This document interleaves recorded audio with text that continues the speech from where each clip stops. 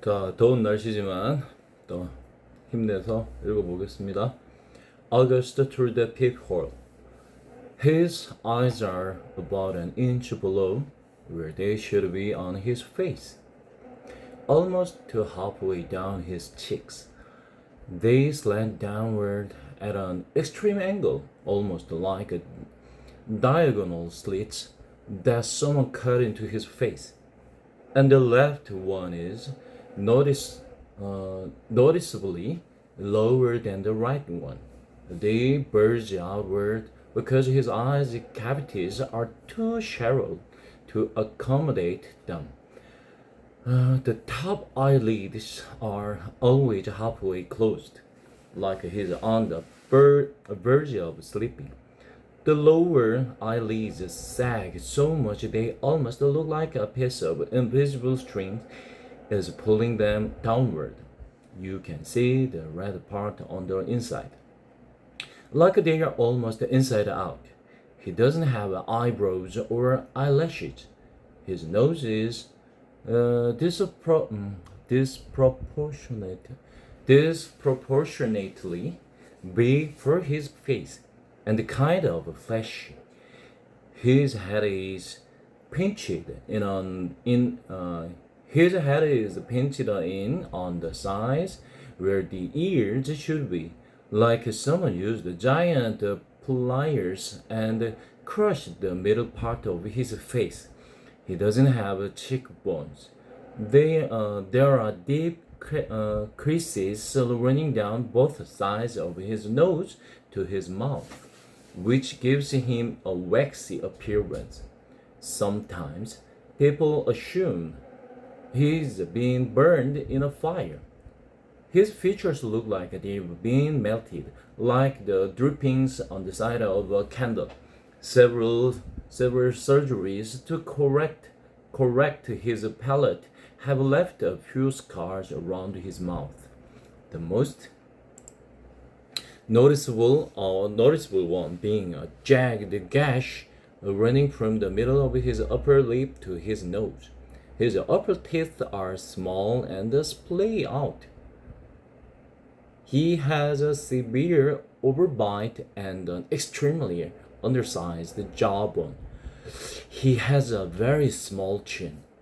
When he was very little, before a piece of his hip bone was surgically implanted into his lower jaw, he really had no chin at all.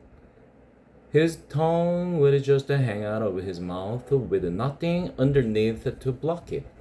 Thankfully, it's better now. He can eat. At least, when he was younger, he had a filling tube.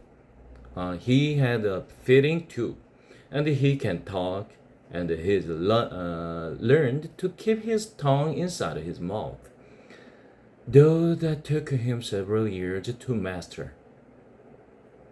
He has also learned to control the drool that used to run down his neck. These are considered miracles. When he was a baby, the doctors didn't think he'd alive. He can hear too. Most kids born with these types of birth defects have problems with their middle ears that prevent them from hearing. But so far, August can hear well enough through his tiny cauliflower-shaped ears. The doctors think that eventually he will need to wear hearing aids. Though the doctors think that eventually he will need to wear hearing aids. Though August has the thought of this. He thinks the hearing aids will get noticed too much. I don't tell him that the hearing aids would be the least of his problems, of course, because I'm sure he knows this. Then again, I'm not really sure what August knows or doesn't know, what he understands and doesn't understand. Does August see how other people see him, or Has he gotten so good at pretending not to see that it doesn't bother him? Or does it bother him? When he looks in the mirror, does he see does he see the Augie mom and dad see?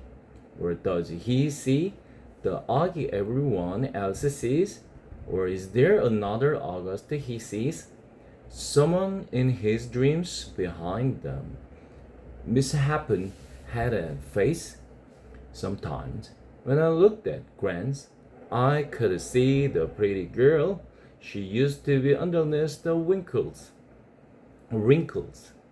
I could see the girl from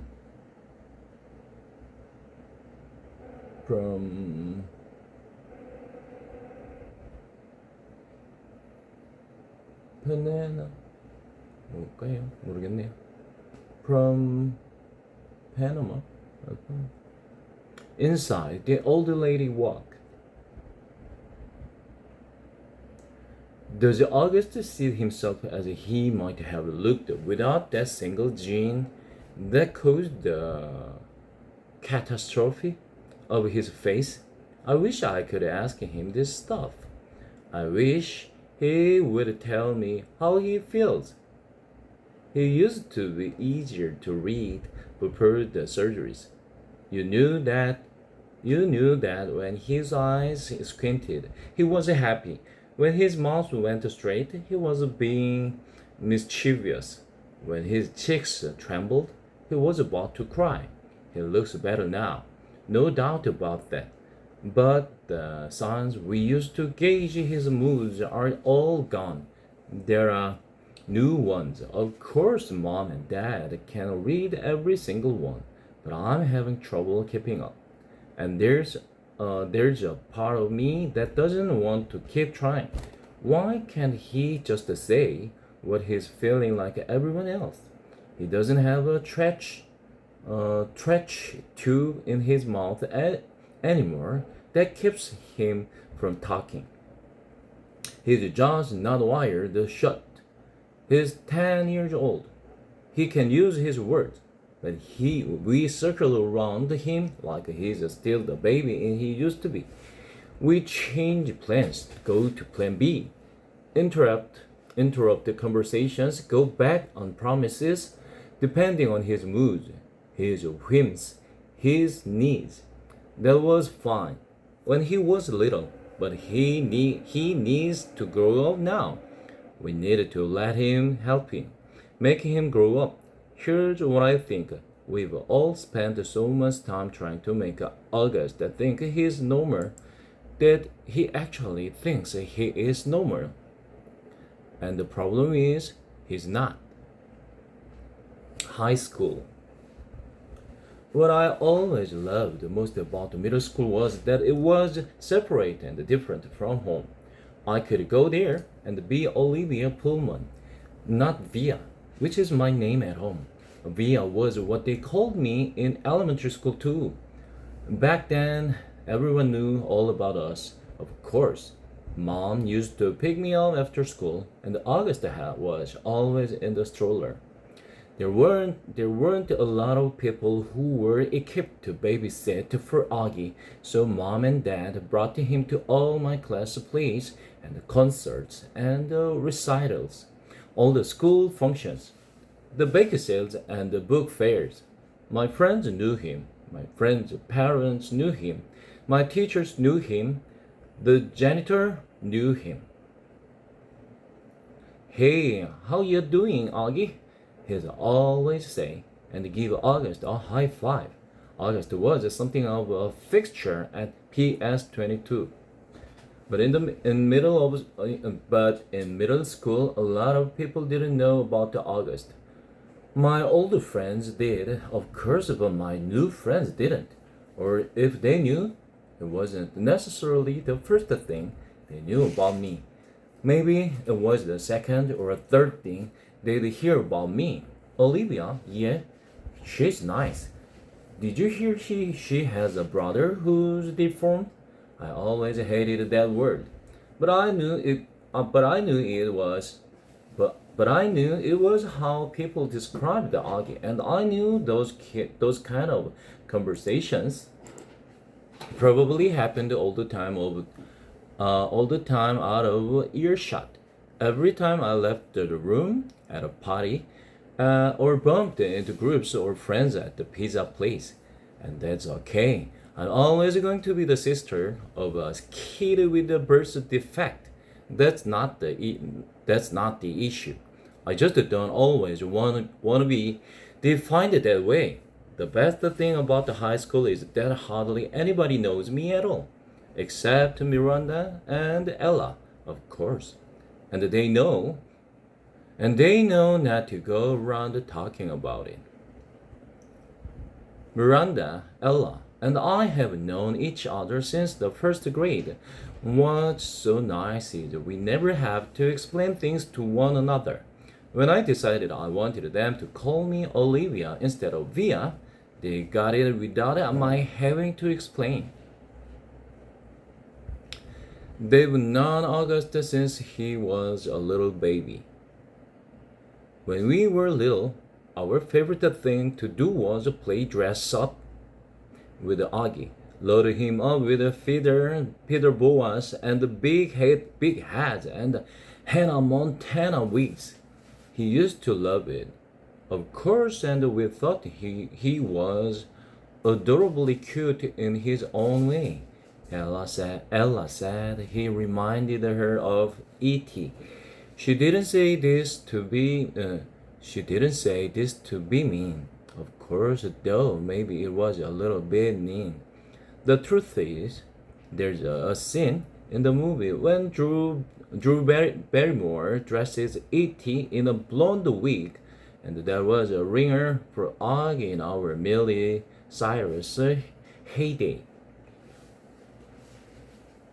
Throughout middle school, Miranda, Ella, and I were pretty much our own little group, somewhere between super popular and well liked, not brainy, not jocks, not rich, not druggies, not mean, not goody goody, not huge, not flat.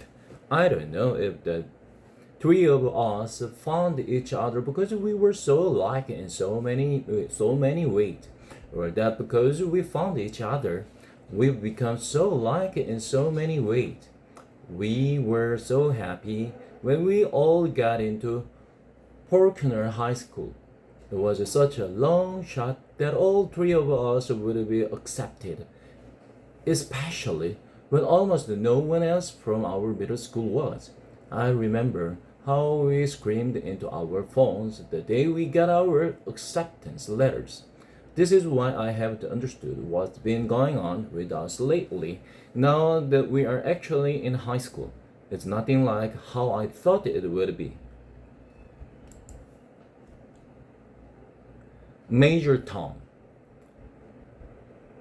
Out of the three of us, Miranda had almost always been the sweetest to August, hugging him and playing with him long after Ella and I had moved on to playing something else. Even as we got older, Miranda always made sure to try to include August in our conversations, ask him how he was doing, talk to him about Avatar or Star Wars or Bone or something she knew he liked. It was Miranda who had given Augie the astronaut helmet he wore practically every day of the year when he was 5 or 6. She would call him Major Tom, and they would sing Space Oddity by David Bowie together. It was their little thing. They knew all the words and would blast it on the iPod and sing the song out loud. Since Miranda has always been really good about calling us as soon as she got home from summer camp, I was a little surprised when I didn't hear from her. I even texted her and she didn't reply. I figured maybe she had ended up staying in the camp longer now that she was a counselor. Maybe she met a cute guy. Then I realized from her Facebook wall that she'd actually been back home for a full 2 weeks. So I sent her an IM and we chatted online a bit, but she didn't give me a reason for not calling, which I thought was bizarre. Miranda had always been a little flaky. So I figured that's all it was. We made the plans to meet downtown. But then I had to cancel because we were driving out to visit Tara and Papa for the weekend. So I